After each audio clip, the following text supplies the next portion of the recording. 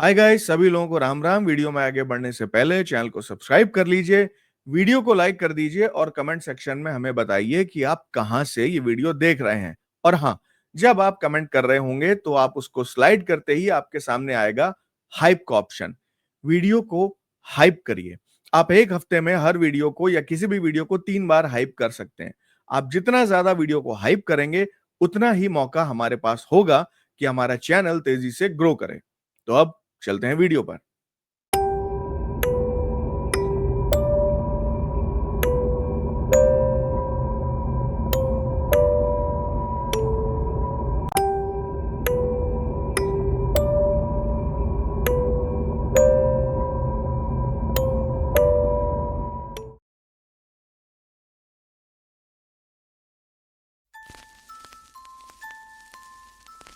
हम जहां रहते हैं वहां खुद को बहुत महफूज महसूस करते हैं। हमें अपने आसपास के लोगों, पड़ोसियों, दोस्तों पर भरोसा होता है। हमें लगता है, और ऐसा लगना भी चाहिए, कि कोई भी परेशानी आने पर ये लोग हमारी मदद जरूर करेंगे। और ज्यादातर बार ऐसा होता भी है, क्योंकि हमारे आसपास के लोग भी हमसे यही उम्मीद करते हैं। लेकिन क्या हो अगर हमारे पास पड़ोस के यही लोग हमारी परेशानी की वजह बन जाएं? ऐसी परेशानियां जो हमारा एक एक दिन नरक जैसा बना दें। सुमित दिल्ली में एक सॉफ्टवेयर डेवलपमेंट कंपनी में काम करता था। वो अपने घर ओडिशा में बस साल में 2-3 बार ही आ पाता था। वो घर का अकेला कमाने वाला था, क्योंकि उसके पिता की मौत एक एक्सीडेंट में हो चुकी थी। इसीलिए सुमित की मां को उसकी काफी चिंता रहती थी। सुमित का एक छोटा भाई भी था, देबू।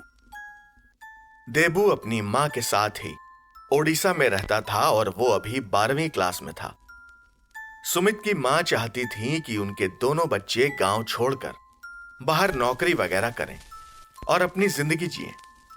मगर देबू वो अपनी मां को अकेला छोड़ना नहीं चाहता था। मां अक्सर देबू को समझाती कि वो अपनी बाकी की पढ़ाई सुमित के साथ दिल्ली जाकर करे और वहीं किसी काम में लग जाए।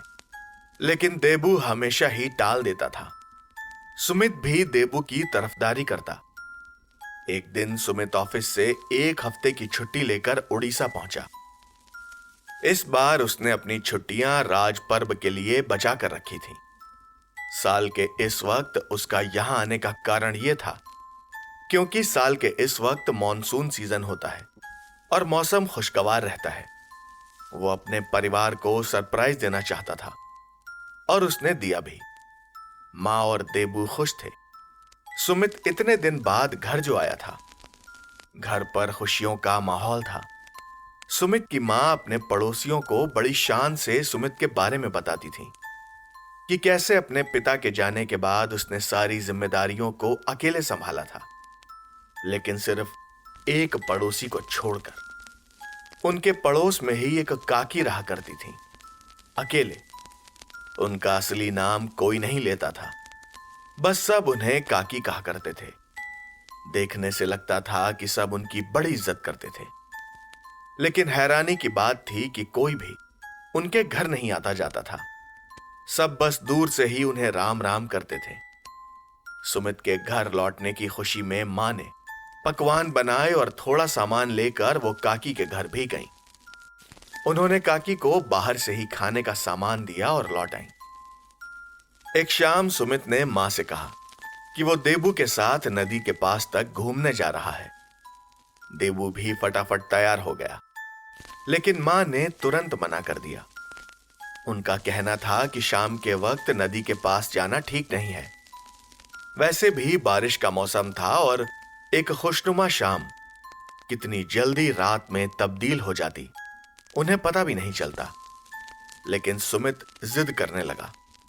वो कह रहा था कि इस गांव में वो पला बड़ा है और वो यहां के चप्पे चप्पे से वाकिफ है।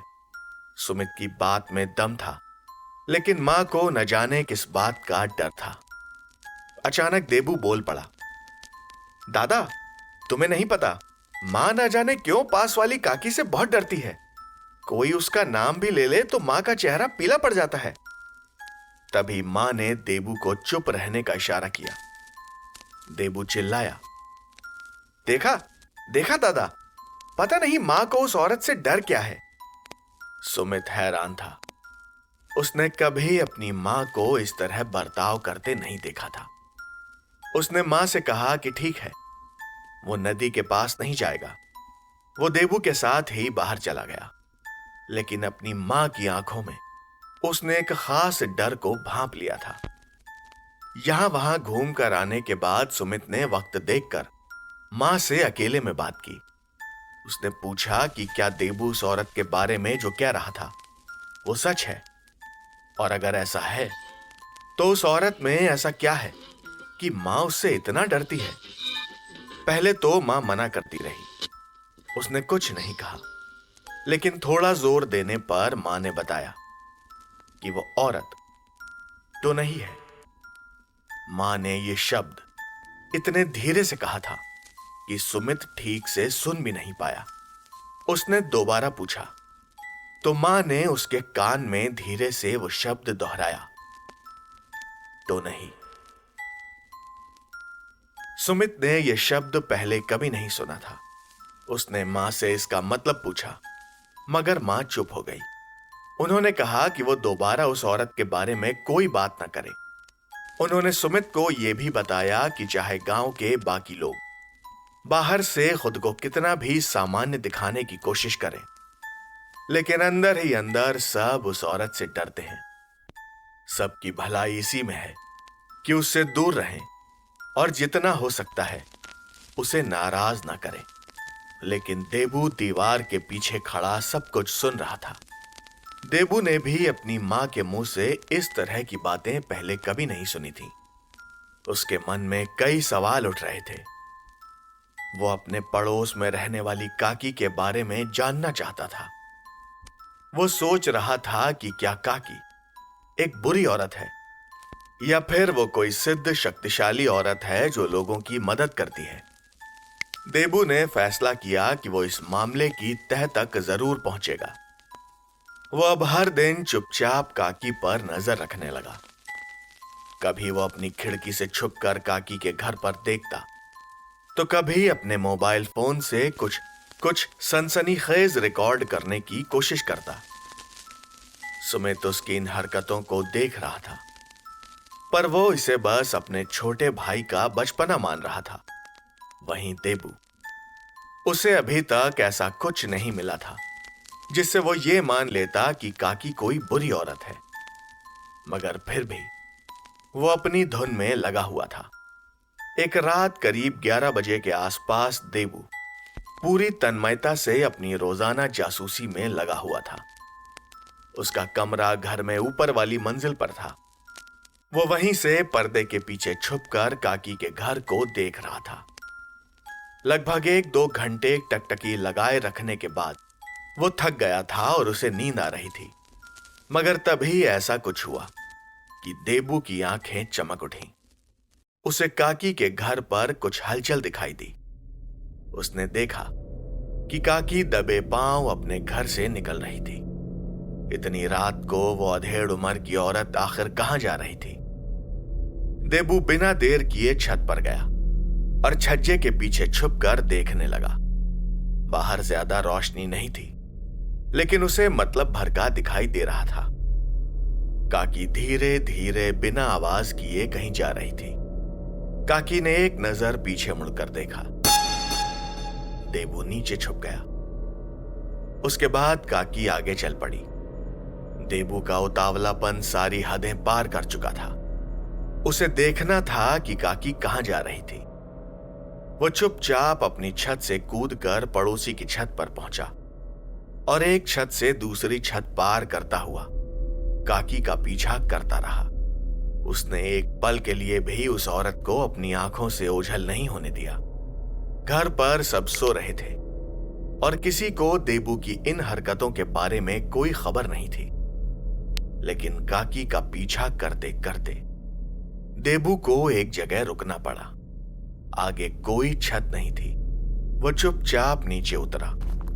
देबू एकदम दबे पांव नीचे आया और सीधा गांव की पतली सी सड़क पर आ गया। आमतौर पर रात के इस वक्त कुत्ते सड़क पर घूमते रहते हैं और किसी को देखते ही भौंकना शुरू कर देते हैं, पर आज ऐसा नहीं था। सड़क पर एक भी कुत्ता नहीं था। देबू ने अपने आसपास देखा, हर तरफ बस सन्नाटा था, लेकिन उसे कुछ दूरी पर अंधेरे में एक आकृति दिखाई दी, एक औरत। वो अंधेरे में न जाने कहां जा रही थी। देबू एक घर की दीवार के पीछे छुप गया। अब तक काकी की नजर देबू पर नहीं गई थी। देबू के दिल की धड़कनें तेज थीं। उसके मन में तरह तरह की बातें चल रही थीं। वो अपनी सांसें रोके ये मंजर देख रहा था, लेकिन उसके देखते ही देखते काकी अंधेरे में ओझल हो गई। देबू बौखला गया। अगर वो अभी घर वापस जाता तो उसकी सारी मेहनत बेकार हो जाती। वो चुपचाप अंधेरे में चलता रहा। चलते चलते वो गांव की सीमा तक आ गया था, जहां न कोई स्ट्रीट लाइट थी और ना ही इंसानी आबादी का कोई नामो निशान। उसे पास ही बहती नदी की आवाज आ रही थी। अब तक देबू की आंखें अंधेरे में देखने की आदी हो चुकी थी। जितना जरूरी था उसे उतना दिखाई दे रहा था, लेकिन अभी जहां वो था वहां देखने के लिए कुछ था ही नहीं। देबू को समझ नहीं आ रहा था कि वो क्या करे। उसे याद था कि मां हमेशा ही उसे शाम के बाद नदी के पास जाने को मना करती है। देबू ने नदी की ओर बढ़ना शुरू किया और वहां पहुंचने से पहले ही उसे काकी दिखाई दी। वो नदी के किनारे खड़ी हुई थी। देबू तुरंत एक बरगद के पेड़ के पीछे छुप गया। काकी यहां इतनी रात में क्यों आई थी, यह उसे पता चलने वाला था। देबू बिना पलक झपकाए उसे देख रहा था। काकी की पीठ देबू की तरफ थी, लेकिन वो कुछ कर नहीं रही थी। बस खड़े खड़े शून्य में कुछ देख रही थी। कुछ पल बीते और काकी के जिस्म में कुछ हरकत हुई। उसने आसपास के पेड़ों से कुछ लकड़ियां तोड़ी और उन्हें एक जगह जमा किया। इसके बाद उसने अपने कपड़े उतारने शुरू किए। पहले साड़ी, फिर ब्लाउज और फिर बाकी कपड़े। देबू को यह बिल्कुल अच्छा नहीं लगा। वो सोचने लगा कि शायद काकी नदी पर नहाने आई है और वो किसी नीच इंसान की तरह यह सब देख रहा है। लेकिन अगले ही पल जो हुआ वो देखकर देबू का दिल मुंह में आ गया। काकी के जिस्म में कुछ बदलाव आने लगे। उसके हाथ पैर लंबे होने लगे और उसकी उम्र मानो अपने आप ही बढ़ रही थी। काकी अधेड़ उम्र की थी, पर उसकी उम्र इतनी ज्यादा भी नहीं थी। लेकिन देखते ही देखते काकी का जिस्म जैसे झुर्रियों से भर चुका था। खाल सफेद और हाथ पैर किसी भी आम इंसान से कहीं ज्यादा लंबे। वो अमेरिकन अर्बन लेजेंड्स में सुनाए जाने वाले वेंडिगो जैसे हो चुके थे। इसके साथ ही हर तरफ एक अजीब सी बदबू फैलती जा रही थी। मगर अगले ही पल वो हुआ जिसके बारे में देबू ने अपने बुरे से बुरे सपने में भी सोचा नहीं था। काकी झुकी। उसके बदन से अजीब सी चरमराहट की आवाजें आने लगी और वो हाथों के बल खड़ी हो गई। देबू की सांस जैसे रुक गई। उससे ये देखा नहीं जा रहा था। उसने अपनी नजरें उस भयानक नजारे से फेर ली और पेड़ के पीछे दुबक गया। उसका दिल जोरों से धड़क रहा था। देबू की एक गलत हरकत उसकी जिंदगी के लिए खतरा बन सकती थी। तभी उसे अपने पीछे कदमों की आहट सुनाई दी। यह आवाज काकी के कदमों की ही थी, जो दूर जाती हुई सुनाई दे रही थी। देबू के हवास लौटे और उसे लगा कि उसके पास अब भी बचकर निकलने का एक मौका है। देबू ने अपनी सारी हिम्मत इकट्ठा करी और हालात को परखने के लिए एक बार फिर से अपना सर पेड़ के पीछे से बाहर निकाला। काकी उसके ठीक सामने खड़ी थी। वो औरत जो आधे घंटे पहले तक किसी भी एक सामान्य इंसान जैसी दिखाई दे रही थी, वो अब किसी हैवान से कम नहीं मालूम हो रही थी। पूरी काली आंखें, सर पर बस नाम भर के अजीब से छितरे हुए बाल, पूरा जिस्म सिलवटों से भरा हुआ, अमानवीय रूप से लंबे हाथ पैर और वह भयानक बदबू। उसकी आंखों में देबू को अपनी मौत दिख रही थी। उसने अपना हाथ देबू की ओर बढ़ाया और उसके चेहरे को छुआ। देबू की आंखें अपने आप ही बंद हो गईं। सुबह का सूरज निकला। काफी देर बाद भी जब देबू नीचे नहीं आया तो मां ने उसे आवाज दी। कोई जवाब न मिलने पर वो देबू के कमरे में पहुंची तो वो वहां नहीं था। मां ने सुमित को उठाया। आस पड़ोस में पूछा तो किसी को देबू के बारे में कुछ पता नहीं था। किसी ने भी देबू को घर से निकलते या कहीं घूमते नहीं देखा था। और उन्हें पता होता भी कैसे? गांव में हड़कंप मच गया था। देबू ऐसा लड़का नहीं था जो इस तरह बिना बताए कहीं चला जाता। सबने ढूंढना शुरू किया। मां और सुमित ने बाकी लोगों के साथ मिलकर पूरा गांव छान मारा, पर देबू कहीं नहीं मिला। उसकी मां जो काम नहीं करना चाहती थी, उन्हें वही करना था। काकी से मदद की गुहार लगाना। हालांकि गांव के बड़े बुजुर्गों को काकी पर शक था, लेकिन उस औरत के मुंह पर यह कहने की हिम्मत किसी में नहीं थी। मां ने दरवाजा खटखटाया। अंदर से काकी मुस्कुराती हुई बाहर निकली। उसके हाथ में चाय का कप था।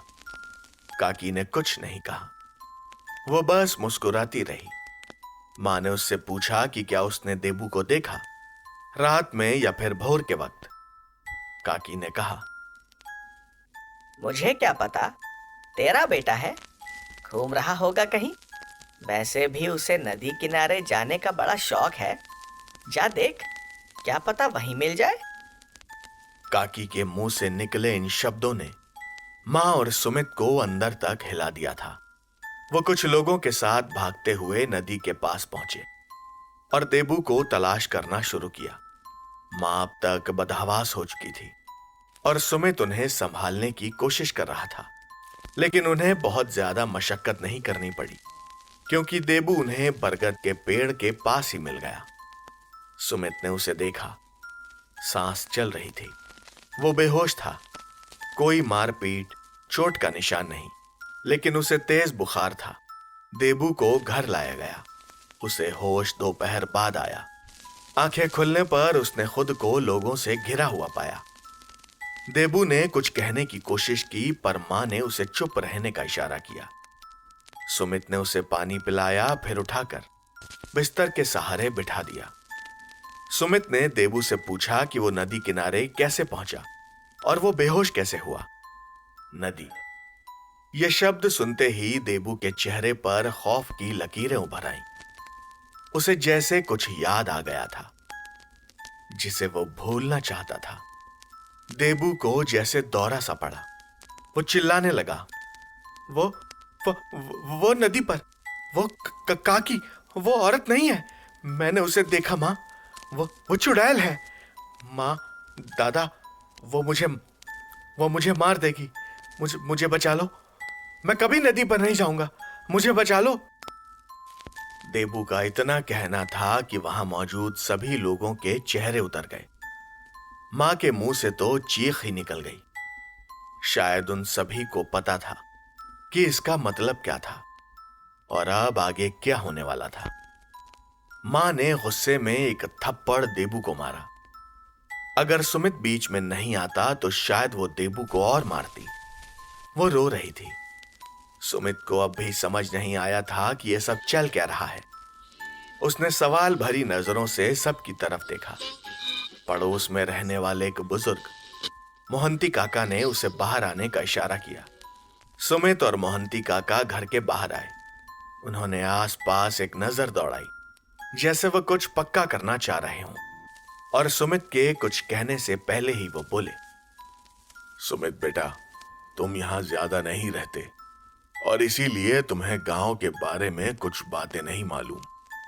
जिस औरत को हम सब काकी कहते हैं, दरअसल वो एक तो नहीं है।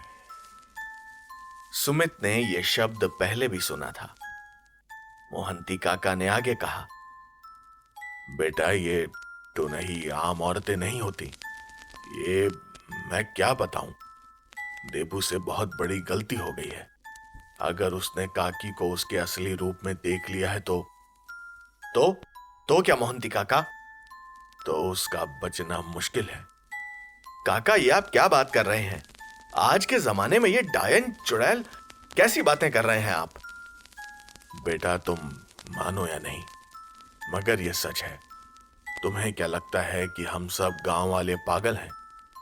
और जरा एक बार अपने भाई की बात तो सुनो, उसकी हालत तो देखो।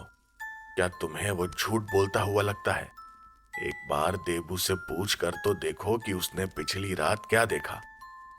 जो उस औरत को उसके असली रूप में देख लेता है, 21 दिनों बाद वो। अपनी बात अधूरी छोड़कर वो वहां से चले गए। अंदर घर से मां के रोने की आवाज बाहर तक आ रही थी। सुमित को इस सब पर यकीन नहीं हो रहा था। वो अंदर गया। मां की हालत खराब थी और देबू, वो बदहवास सा बिस्तर पर बैठा हुआ था। सुमित ने मां को संभाला, उन्हें उनके कमरे में बिठाया और देबू के पास गया। उसने देबू को शांत किया और सब कुछ आराम से बताने को कहा। देबू ने सुमित से कहा कि जिस दिन से मां ने काकी के बारे में तो नहीं इस्तेमाल किया था, उसी दिन से वो उसकी निगरानी में लग गया था। इसके बाद उसने बाकी बातें, जैसे कि रात में काकी का पीछा करना और फिर नदी पर हुई पूरी वारदात खुलकर बताई। देबू की बातें सुनकर सुमित दंग था। उसने भूत प्रेतों डायनों की कहानियां सुनी थी, पर असल जिंदगी में इन चीजों का वजूद होना उसकी समझ से बाहर था। लेकिन देबू की हालत साफ बता रही थी कि वो झूठ नहीं बोल रहा था। सुमित परेशान हो गया। उसे कुछ तो करना ही था। वो मां के पास गया और उसने पूछा कि अब उनके पास देबू की जान बचाने का क्या रास्ता है। बेचारी मां बदहवास थी। सुमित ने मां से कहा कि वो आराम करे, वो कुछ देर में वापस आता है। सुमित उन्हीं मोहंती काका के घर पहुंचा और दरवाजा खटखटाया। काका ने उसे अंदर बिठाया। सुमित ने उनसे पूछा कि अब क्या किया जा सकता है। मोहंती काका का कहना था कि उस औरत से बात करने का कोई फायदा नहीं है, क्योंकि वो अपनी असलियत और अपने शैतानी वजूद को कभी स्वीकार नहीं करेगी, और न ही गांव में किसी की इतनी हैसियत है कि उसे कुछ भी करने के लिए मनवा पाए। मगर मोहंती काका के मुताबिक अगर कोई सिद्ध व्यक्ति देबू को देखने को तैयार हो जाए तो शायद वो बच सकता है। अब ये एक और बड़ी परेशानी थी, क्योंकि मोहंती काका के मुताबिक आसपास का कोई भी ओझा किसी टोनही के शिकार के पास भी फटकना नहीं चाहेगा। ऐसे में उन्हें किसी बाहरी आदमी को ही यहां लाना होगा।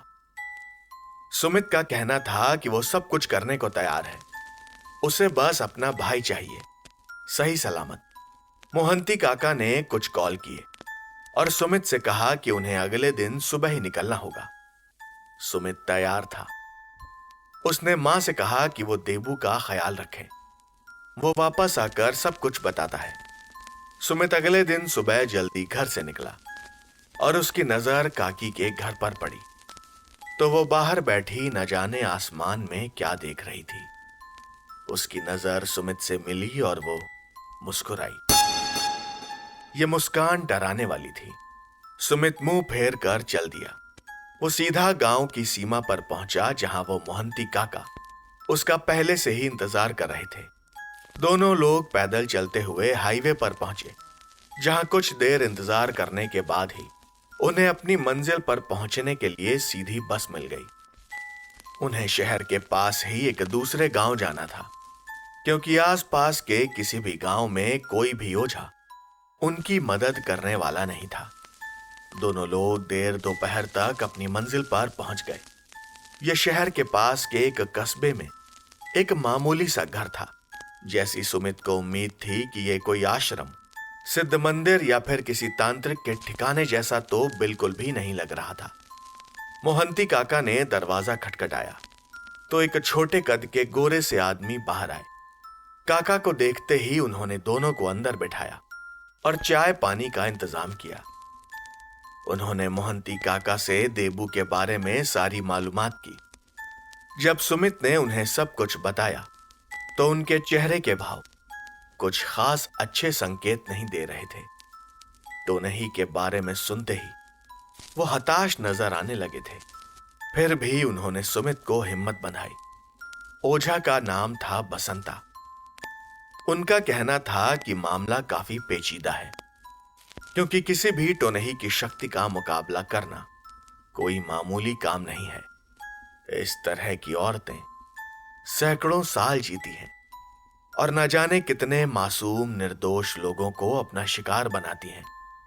हर शिकार के साथ उनकी शक्ति बढ़ती जाती है और ऐसे में कोई मामूली ओझा या फिर तांत्रिक उनका क्या बिगाड़ पाएगा, और वो भी तब जब वो अपने शिकार के पड़ोस में ही रहती हो।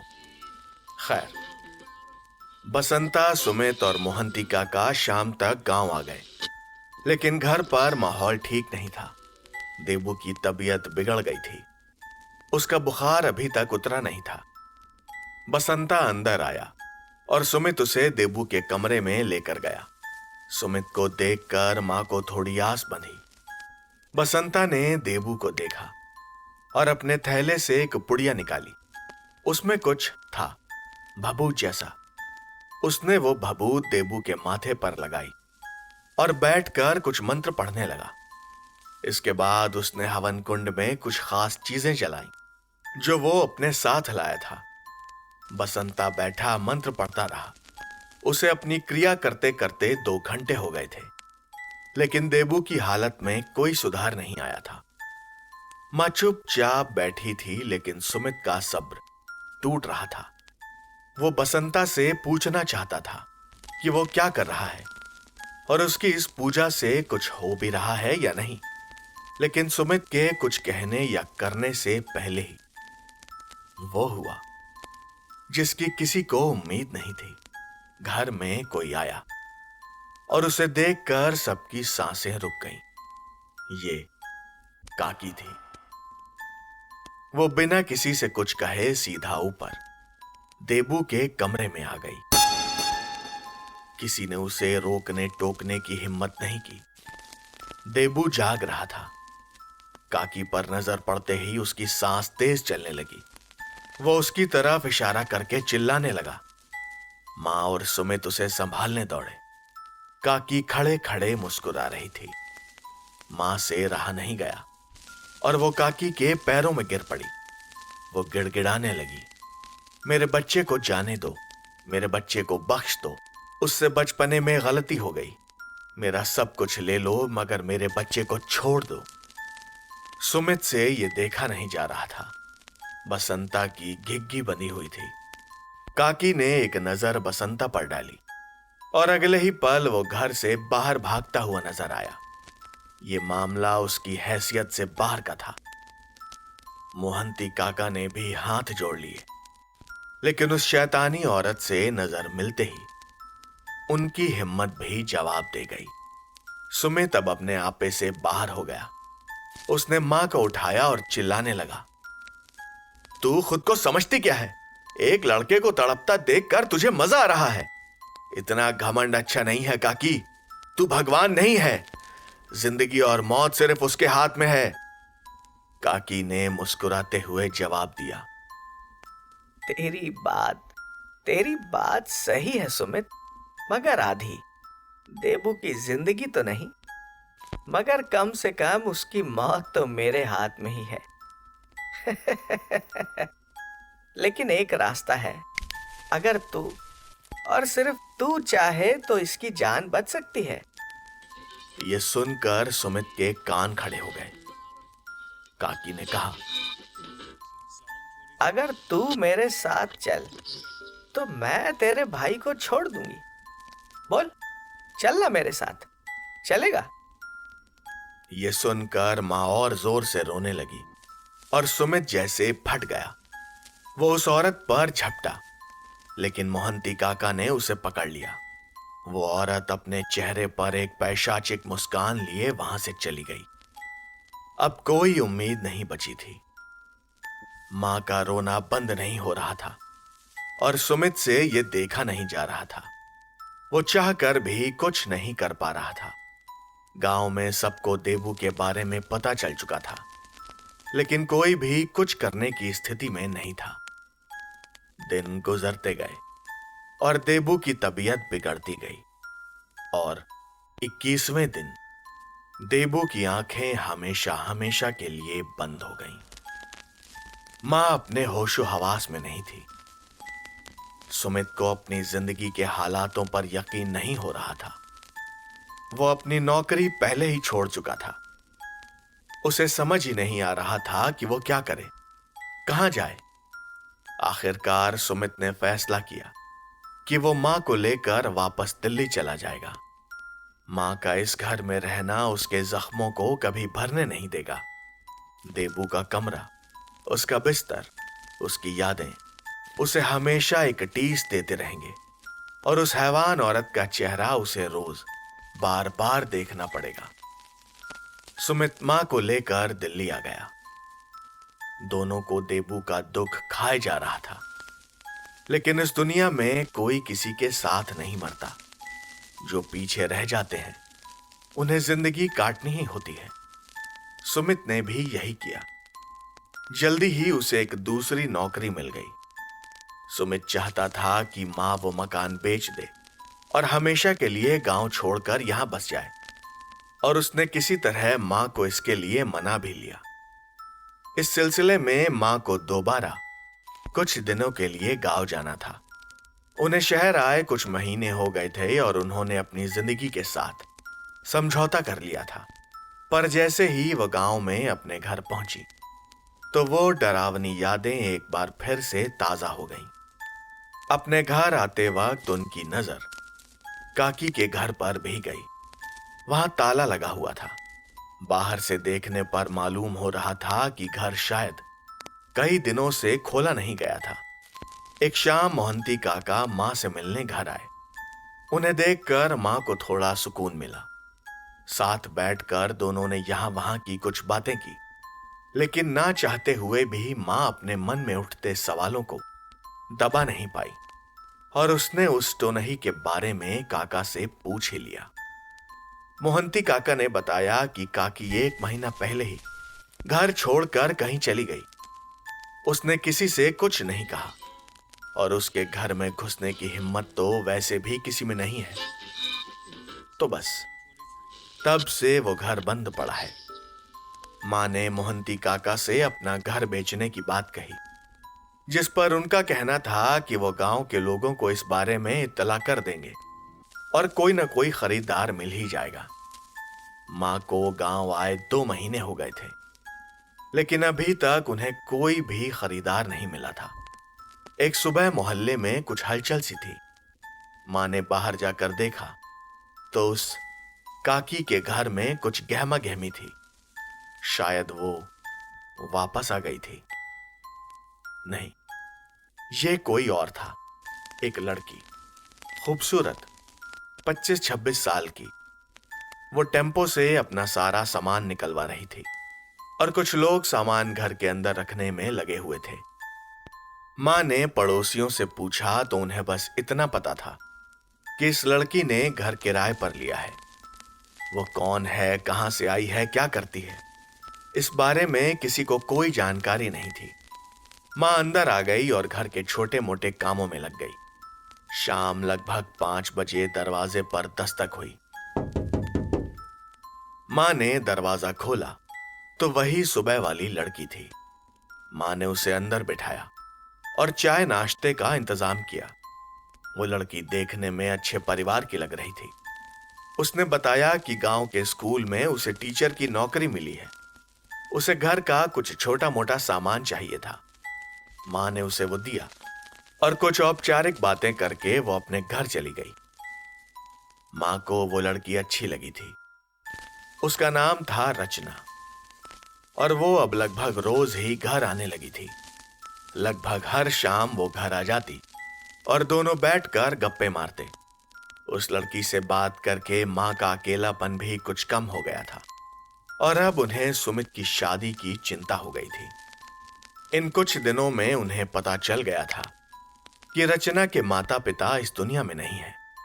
उन्होंने सुमित की फोटो उसे दिखाई और शादी के लिए पूछा।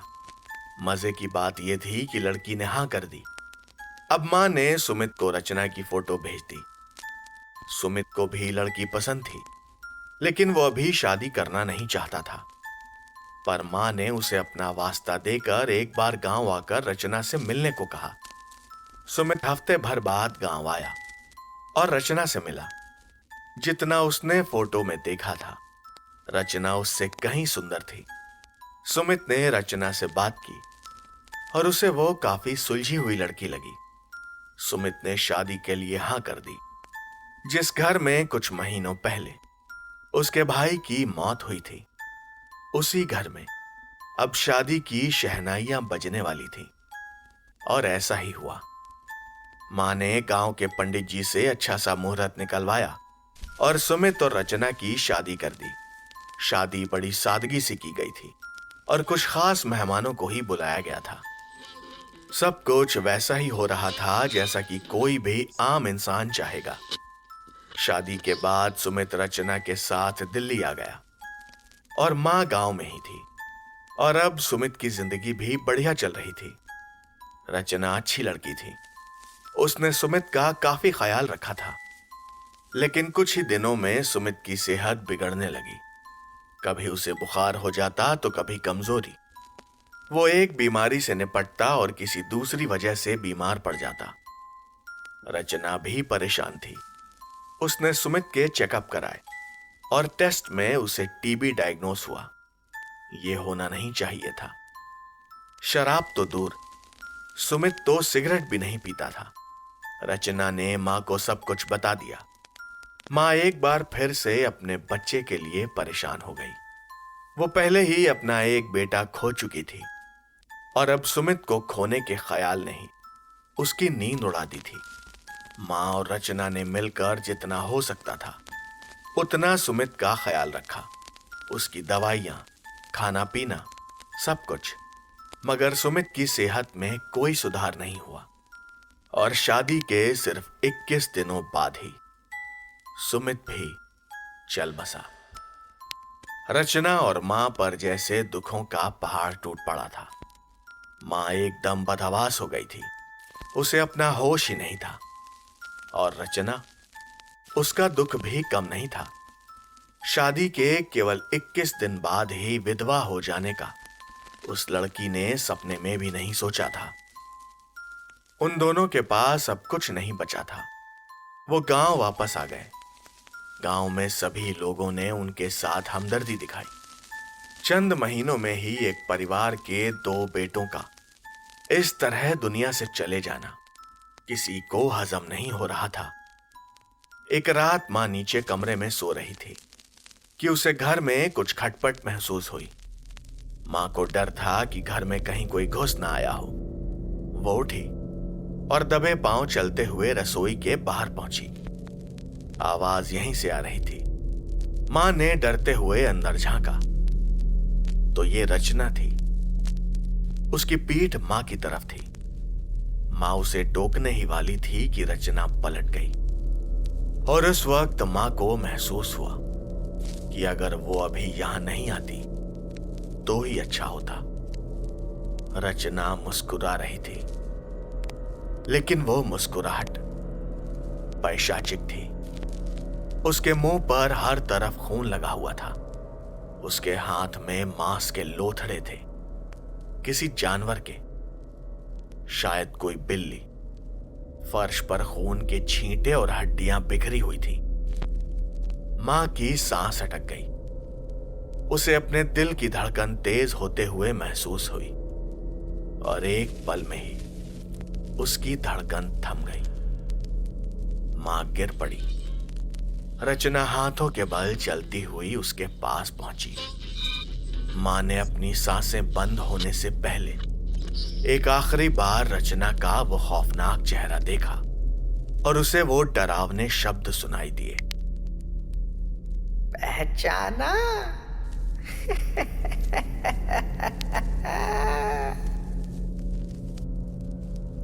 अगले 3 दिनों तक भी गांव में किसी ने रचना और मां को नहीं देखा। पर जब आस पड़ोस के लोगों को घर से बदबू आनी शुरू हुई तो वो दरवाजा तोड़कर अंदर गए। अंदर रसोई के पास मां की लाश पड़ी हुई थी, आंखें डर से फटी हुई, जिस्म अकड़ा हुआ। गांव में दहशत फैल गई। उनके देखते ही देखते चंद महीनों में ही एक हंसता खेलता परिवार खत्म हो चुका था। अब चाहे सुमित हो या देबू, अपने जीते जी उन्होंने कभी किसी टोनही, डायन या चुड़ैल के वजूद को नहीं माना। लेकिन सच तो ये है कि भूत होते हैं।